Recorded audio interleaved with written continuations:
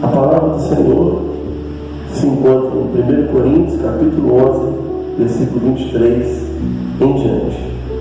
Diz assim: porque eu recebi do Senhor o que também vos ensinei, que o Senhor Jesus, na noite em que foi traído, tomou o pão, e tendo dado graças, o partiu e disse: tomai, comei, isto é o meu corpo que é partido por vós. Fazei isto em memória de mim. Semelhantemente também, depois de cear, tomou o cálice, dizendo: este cálice é o Novo Testamento no meu sangue. Fazei isso todas as vezes que bebedes em memória de mim. Porque todas as vezes que comeres este pão e beberes este cálice, anunciais a morte do Senhor até que venha. Portanto, qualquer que comer este pão ou beber o cálice do Senhor indignamente, será culpado do corpo e do sangue do Senhor. Examine-se, pois, o homem a si mesmo, e assim coma deste pão e beba deste cálice. Porque o que come e bebe indignamente, come e bebe para a sua própria condenação, não discernindo o corpo do Senhor. Por causa disso, há entre vós muitos fracos e doentes, e muitos que dormem. Porque se nós nos julgássemos a nós mesmos, não seríamos julgados. Mas quando somos julgados, somos repreendidos pelo Senhor, para não sermos condenados com o mundo.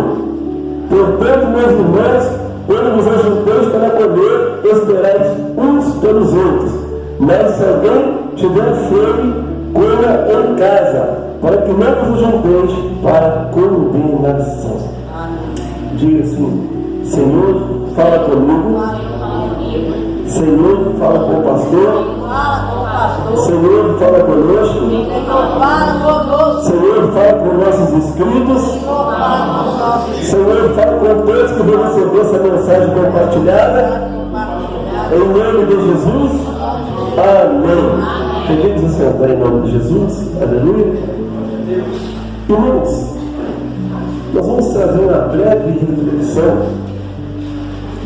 E nessa breve reflexão, nós vamos falar sobre 7 atos da Santa Ceia.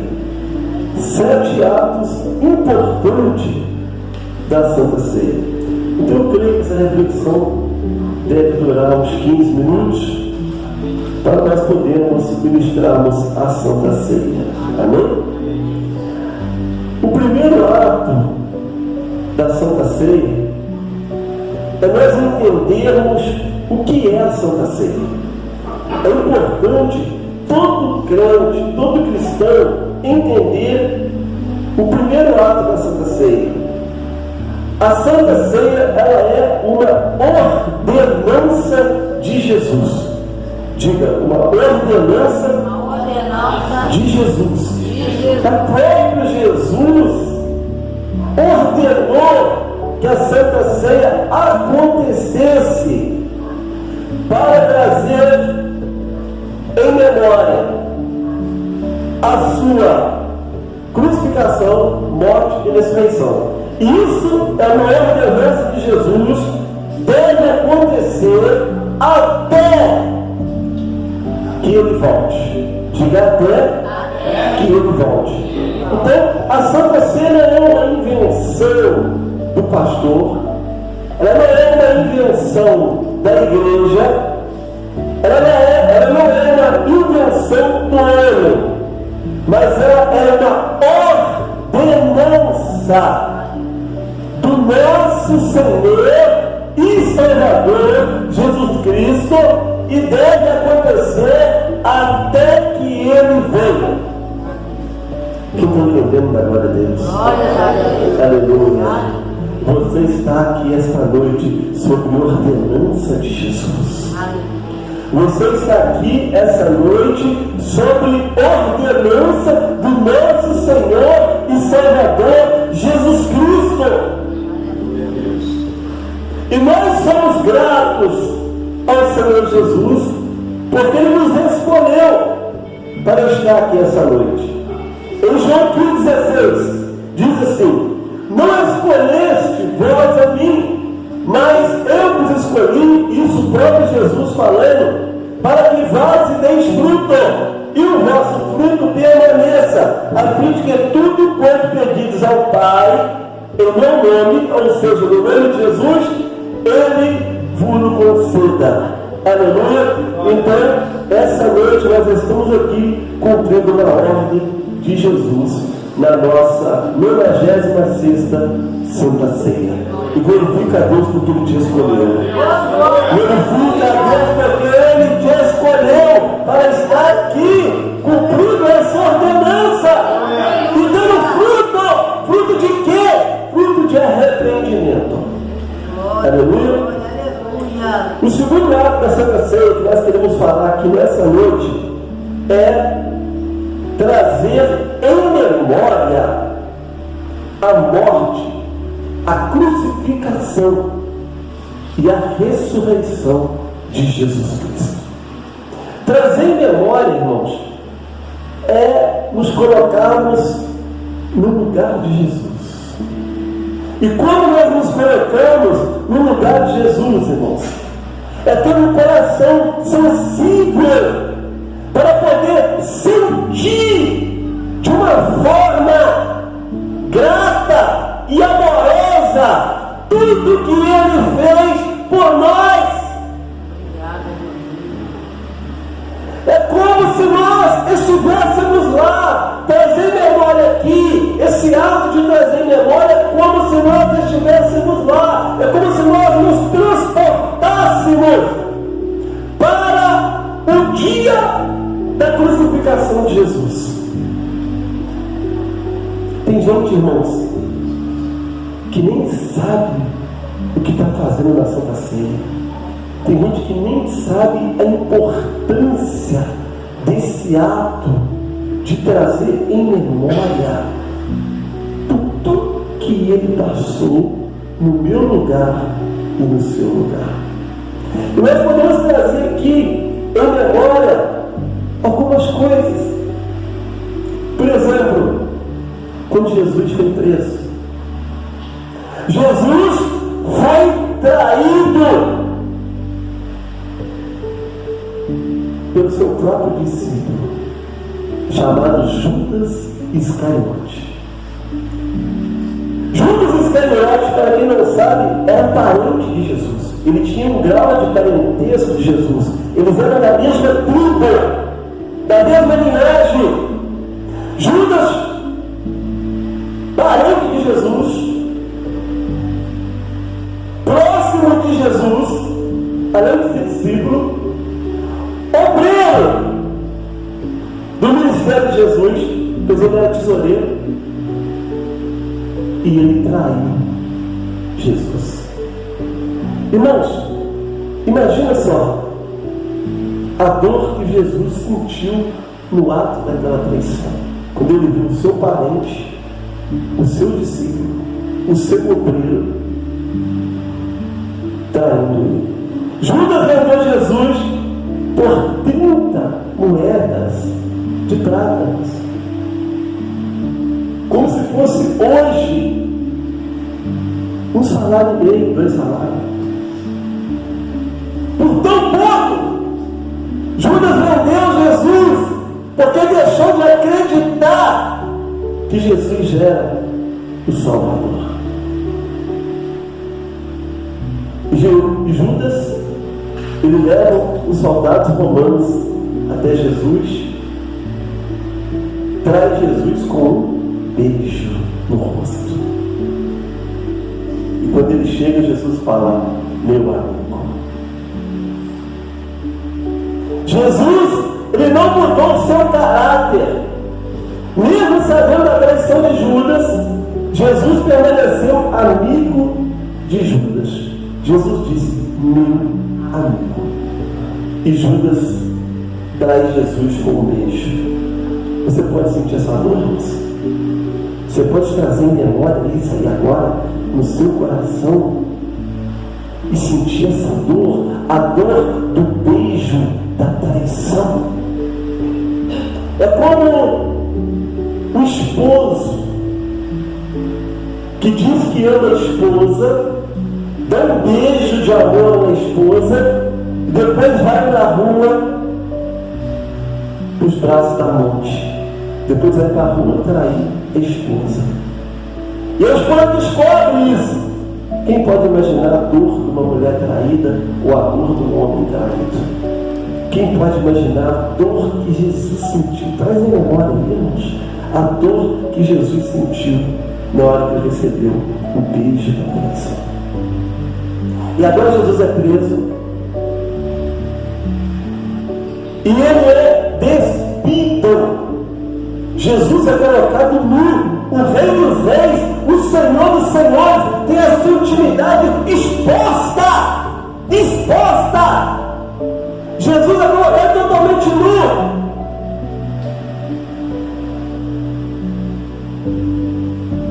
Tudo isso Jesus passou por mim e por você. Era para nós que nos passamos isso. Você pode, irmãos, trazer em memória isso? Imagina milhares de pessoas, você em um lugar com milhares de pessoas com o olhar voltado para você e você sendo despida, colocado nua ou nu diante de uma multidão, todos rindo a sua intimidade, todos rindo e pior, rindo e zombando de você. Foi isso que aconteceu com Jesus. Jesus foi colocado nu numa época em que isso era muito mais vergonhoso, principalmente para o homem daquela época, daquela cultura. Vocês podem imaginar a humilhação que Jesus passou, nu diante da multidão, e a multidão rindo e zombando de Jesus. Você pode trazer isso em memória? Você pode sentir a dor da humilhação que Jesus passou em estar nu diante de uma multidão que ria e zombava dele? Mas parece que tem crente que não está nem aí para isso. Tem crente que não liga.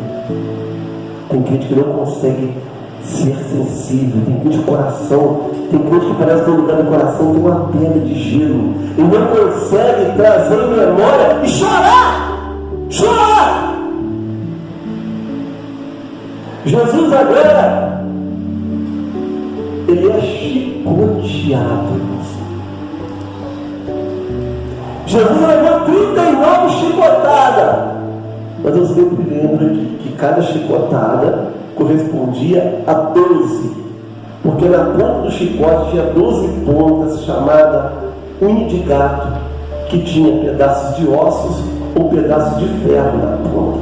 Então cada chicotada que Jesus levava era 12. 12 chicotadas que vinha rasgando a sua carne. Porque aí o chicote batia das 12 pontas, ficava e arrancava pedaço, tirava pedaço de Jesus. Você levou 39 chicotadas, 39 vezes 12, me ajuda, pastor Sérgio? Quanto? 468 chicotadas. Vocês podem imaginar como Jesus ficou dilacerado, com o corpo cortado. O chicote batia no rosto, o chicote batia nas costas, o chicote batia nas pernas, em tudo quanto é lugar. Jesus ficou desfigurado, nossa. Desfigurado. Jesus agora, depois de ser chicoteado, eles pegam uma coroa de espinho. A coroa de espinho, que foi feita com um espinho que tinha cerca de 3 a 5 centímetros. 3 a 5 centímetros. E essa coroa, ela não foi só colocada em Jesus. Essa coroa, ela foi forçada no crânio de Jesus com uma cana, como pedaço de pau e da pece. Os espinhos afundou no crânio de Jesus. Espinho de 3 a 5 centímetros afundou no crânio de Jesus. E eu gritava, rei do judeu. Vocês podem imaginar isso? Vocês já devem ter machucado em algum espinho. Quando o espinho entra no dedo, entra na carne, aquilo dói muito, inflama. Imagina uma coroa cheia de espinhos, de 3 a 5 centímetros, cravada no crânio de Jesus. Irmãos, tem crente que fica brincando com Deus. Tem crente que não quer ser crente de verdade. Tem crente que fica banalizando a Santa Ceia. Tem crente que fica banalizando a salvação. Tem crente que não valoriza. Por quê? No lugar do coração tem uma terra. Porque quem tem um coração sensível, transformado pelo Espírito Santo, ele chora. Jesus agora pega uma cruz, eles entregam uma cruz para Jesus. A cruz ela pesava cerca de 36 a 50 quilos. Tinha cerca de 2,15 metros de altura. Imagina Jesus agora, dilacerado por causa da chicotada, por causa da coroa de espinho. Jesus todo arrebentado, agora carregando uma cruz de 2,15 metros, que pesava cerca de 36 a 50 quilos. E Jesus anda com a cruz cerca de 500 metros, 500 a 600 metros. Imagina como ela foi ficando pesada ao longo do caminho, como ela foi ficando pesada. Jesus levando a cruz e apanhando, Jesus levando a cruz e apanhando. Ele chega no Gólgota, no lugar da caveira, aonde acontece a crucificação. Lá ele é pregado na cruz. Os pregos tinham cerca de 18 centímetros. Cerca de 18 centímetros. Irmãos, ele foi pregado no pulso. E quando a cruz é pregada, tudo vai rasgando e chega na palma da mão. Vocês podem imaginar a dor que Jesus sentiu? Vocês podem imaginar a dor que Jesus sentiu? Quando ele foi pregado, ele não foi amarrado, ele foi pregado nas mãos e nos pés.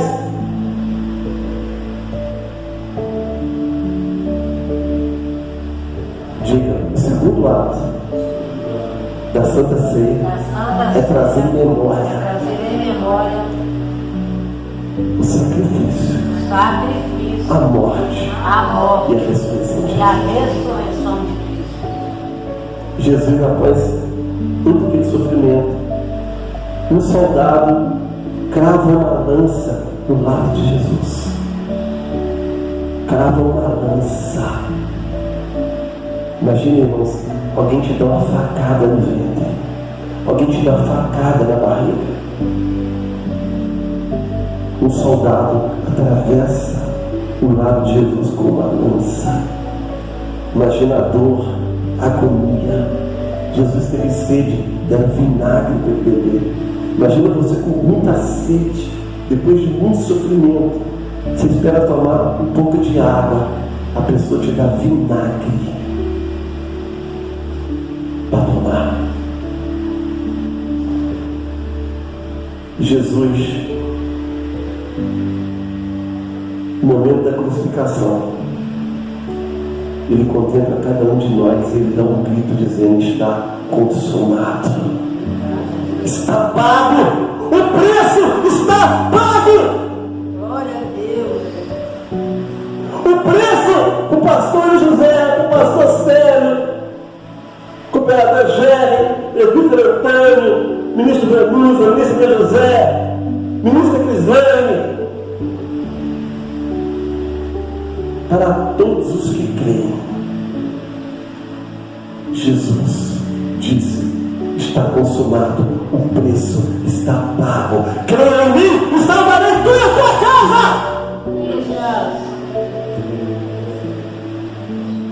Jesus pagou o preço. E no terceiro dia ele ressuscitou. Glória. O terceiro ato da Santa Ceia, irmãos, é a comunhão. Mas é uma comunhão em termos de coinonia, unidade.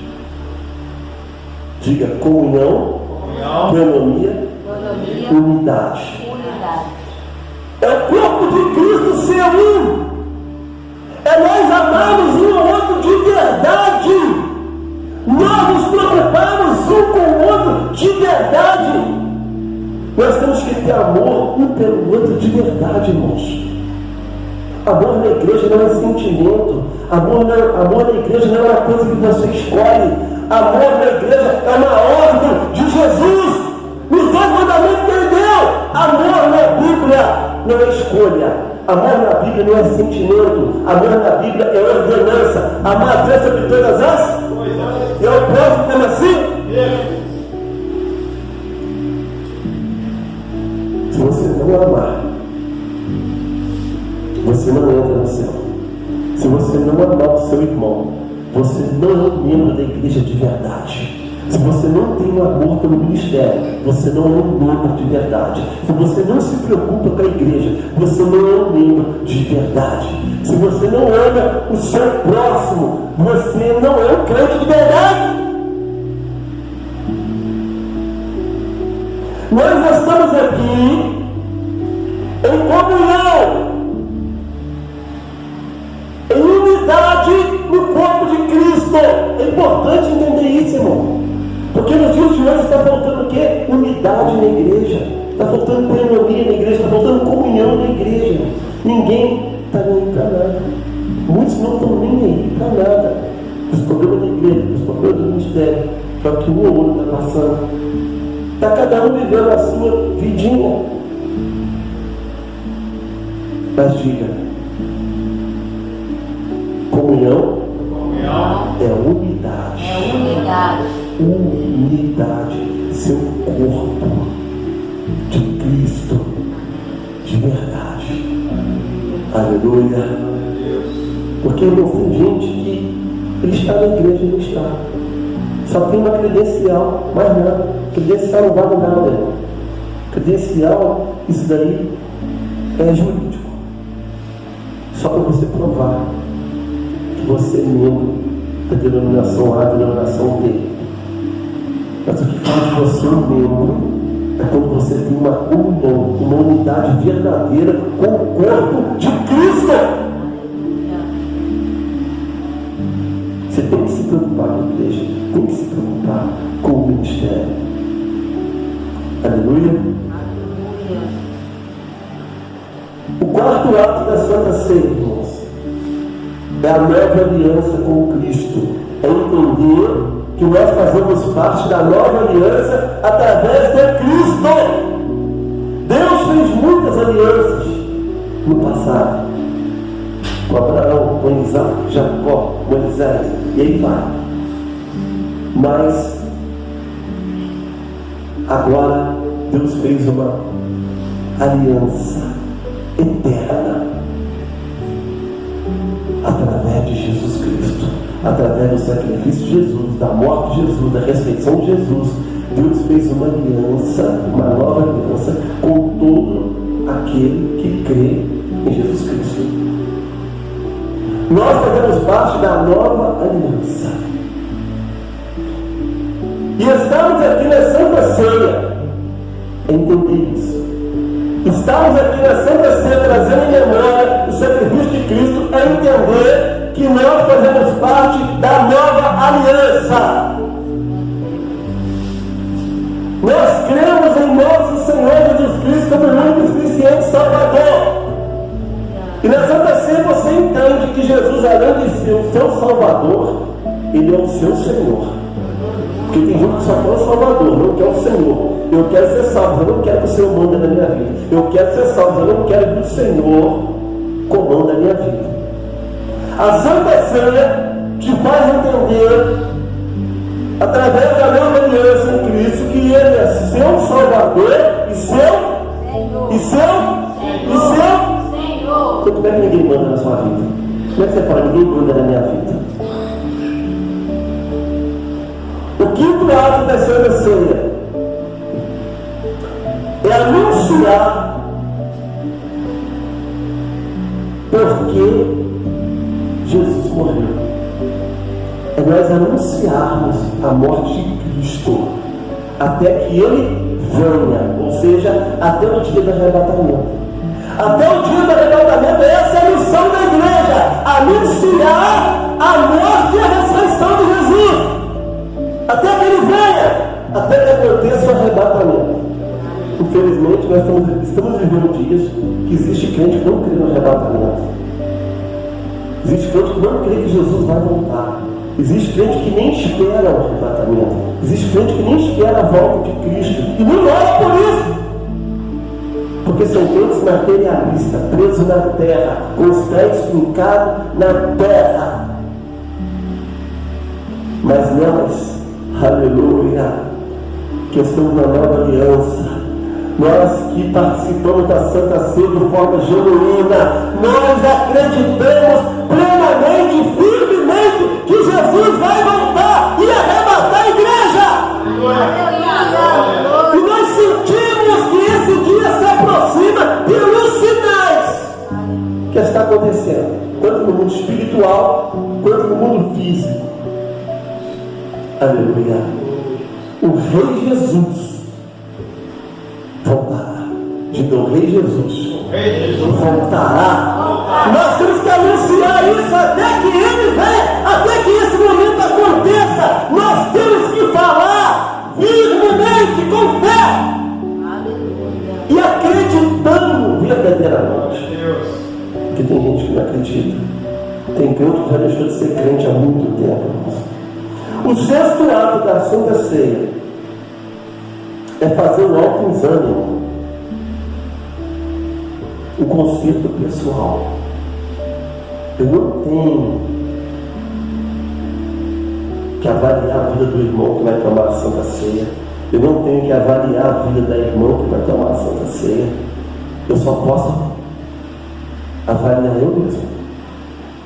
Se eu estou digno de tomar a Santa Ceia ou não. Porque quem for tomar a Santa Ceia, ele tem que estar digno de tomar a Santa Ceia. Ah, não tem ninguém digno. Então você não crê que Jesus te purificou. Então você não crê na salvação através de Cristo. Então você não crê que Ele te perdoou. Se você não se sente digno, Jesus não está na sua vida. Porque Jesus morreu justamente para nos fazer digno desse ato. Se você não se sente digno, isso não é humildade, não. Isso não é humildade. Isso é pecado. Isso é pecado. Porque quem crê em Jesus Cristo, ele se sente digno de tomar a Santa Ceia. Ele se sente digno de tocar no corpo e no sangue de Jesus, porque ele sabe o que Jesus passou para que esse ato pudesse acontecer, para que nós pudéssemos estar aqui.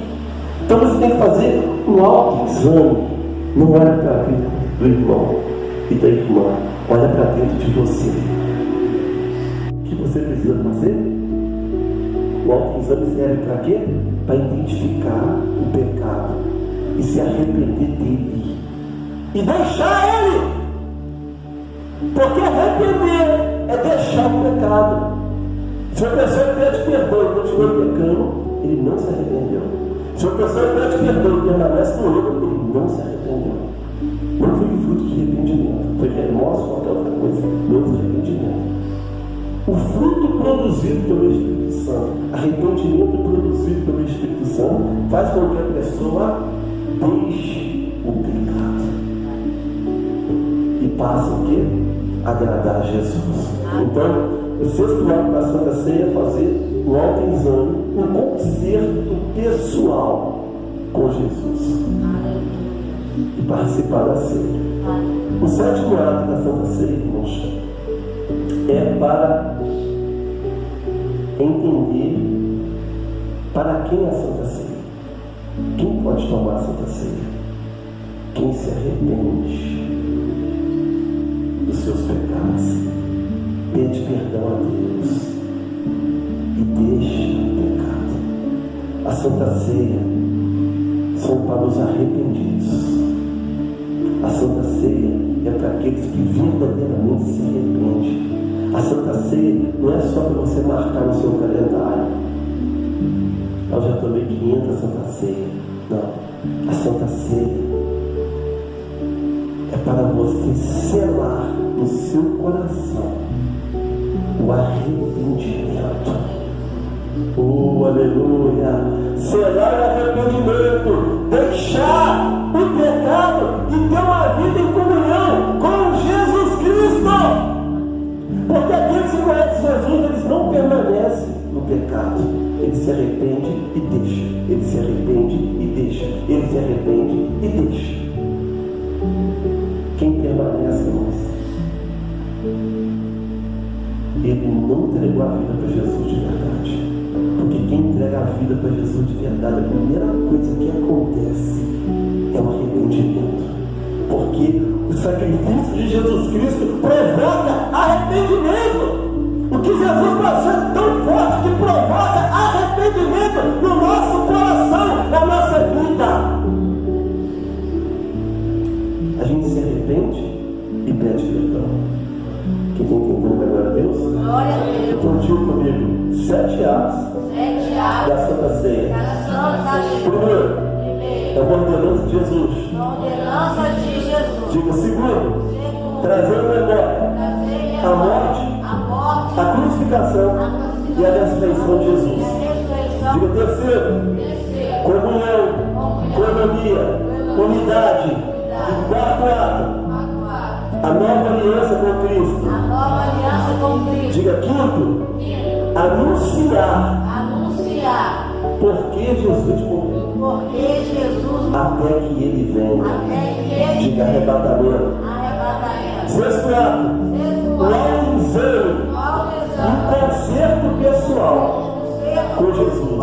Diga sétimo ato, a Santa Ceia A Santa Ceia é para quem se arrepende, para quem se pede perdão e arrepende não permanece e não no permanece pecado. Aplauda Jesus e recebe. Aleluia.